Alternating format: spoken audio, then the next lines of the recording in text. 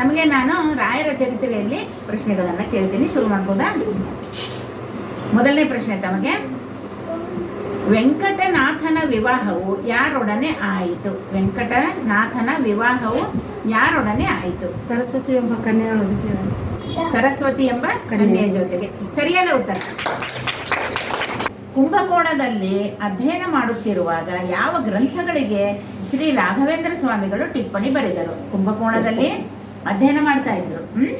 ಯಾವ ಗ್ರಂಥಗಳಿಗೆ ಶ್ರೀ ರಾಘವೇಂದ್ರ ಸ್ವಾಮಿಗಳು ಟಿಪ್ಪಣಿಯನ್ನು ಬರೆದರು? ರಾಘವೇಂದ್ರ ಸ್ವಾಮಿಗಳು ಕುಂಭಕೋಣದಲ್ಲಿ ಹೋದಾಗ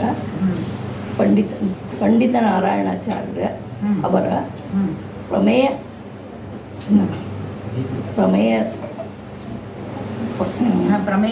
ನವಮಾಲಿಕೆ ಮತ್ತು ಇನ್ನೊಂದು ಅಣುಮಧ್ವ ವಿಜಯ, ಇದರ ಬಗ್ಗೆ ಟಿಪ್ಪಣಿ. ಅಣುಮಧ್ವ ವಿಜಯ ಮತ್ತು ನಾರಾಯಣ ಪಂಡಿತಾಚಾರ್ಯರ ಪ್ರಮೇಯ ನವಮಾಲಿಕೆ, ಪ್ರಮೇಯ ನವಮಾಲಿಕೆ ಟಿಪ್ಪಣಿಯನ್ನು ಬರೆದರು. ಸರಿಯಾದ ಉತ್ತರ.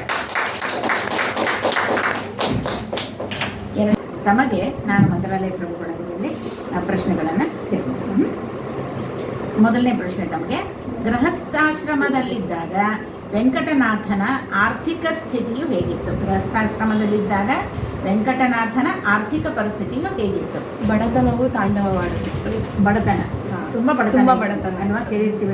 ರಾಯರ ಚರಿತ್ರೆಯಲ್ಲಿ ಹೆಚ್ಚಿನ ಒಂದು ಭಾಗ ಬಡತನದಲ್ಲಿ ಇದ್ರು ಅಂತಾನೆ ಕೇಳಿರ್ತೀವಿ. ಆದರೆ ಈಗ ಬಂದವರಿಗೆಲ್ಲ ಅವ್ರು ಏನಂದ್ರೆ ಆರಾಧನೆಯಲ್ಲಿ ನೋಡ್ರಿ ಎಷ್ಟು ಜನ ಬೇಕಾದ್ರೆ ಬರಲಿ, ಹೌದು, ಊಟ ಇಲ್ಲದೆ ಹೋದವ್ರು ಯಾರು ಇದ್ದಾಗ ಇಲ್ಲವೇ ಇಲ್ಲ.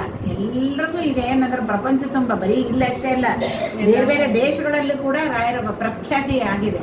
ಅಲ್ಲಿ ಕೂಡ ಆರಾಧನೆಗಳನ್ನು ಮಾಡ್ತಾ ಇದ್ದಾರೆ. ಮಾಡಿ ಅಲ್ಲಿ ಯಾವತ್ತು ಊಟ ಮಾಡದೇ ಇರೋರೇ ಇಲ್ಲ.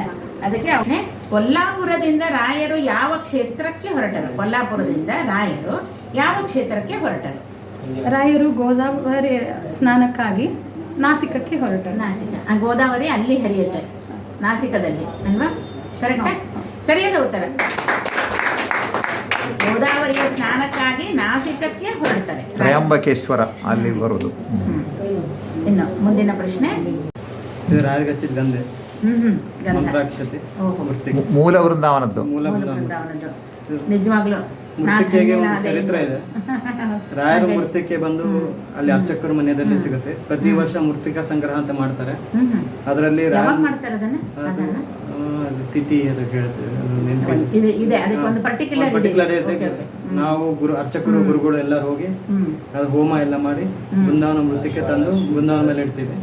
ಅದರಿಂದ ನಿಮ್ಗೆ ಏನೇ ದೋಷ ಏನೇ ಇದ್ರೆ ಪರಿಹಾರ ಆಗುತ್ತೆ. ನಾವು ಇದು ಕೊಟ್ಟಿರೋದು ಒಂದು ದೊಡ್ಡ ಒಂದು ಸೌಭಾಗ್ಯ ಸಿಕ್ಕಂಗೆ ಅಂತ ನಮಗೆ ಅನಿಸ್ತಾ ಇದೆ. ಎಲ್ಲರೂ ಏನಂದ್ರೆ ಇದನ್ನ ಸ್ವೀಕಾರ ಮಾಡ್ತೀವಿ. ನಮಗೆ ಅನಂತ ಧನ್ಯವಾದಗಳು. ಗುರು ರಾಘವೇಂದ್ರ ಹರೇ ಶ್ರೀನಿವಾಸ.